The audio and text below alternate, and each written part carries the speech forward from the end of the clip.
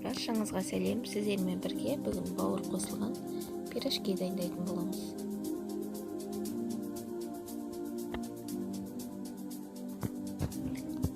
Бізге керекті 1 стакан жылы су, 1 шай қасық тұз саламыз, 1 ас қасық ашытқы саламыз.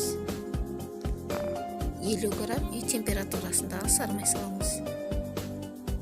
Ары қарай ұнымызды салып, жұмсақ қамыр иеміз.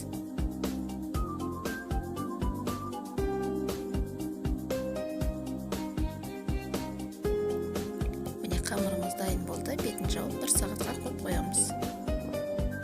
Ары қарай салмамызды дайындаймыз. Бізге керекті бауырды қайнатып аламыз. Пиязбен бірге блендерден өткізіп аламыз. 2 дана сәбізімізді блендерден өткізіп аламыз. Дәміне қарай тұз, бұрышын саламыз.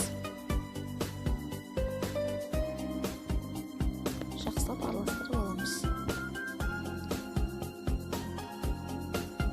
Салмамыз дайын болды.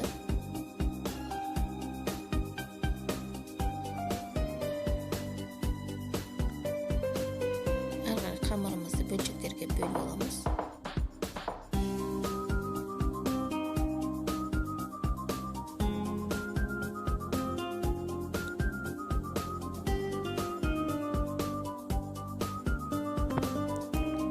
Қамырымыз жайып аламыз.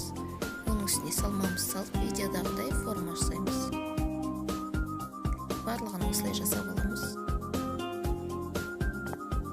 Қызып тұрған табамызда 2 бетін аунатып қуырып аламыз. Пирожкилеріміз дайын болды. Өте дәмді болып шығады. Достар, менің каналыма тіркеліп, лайк, комментарий қалдырып кетіңіздер. Баршаңызға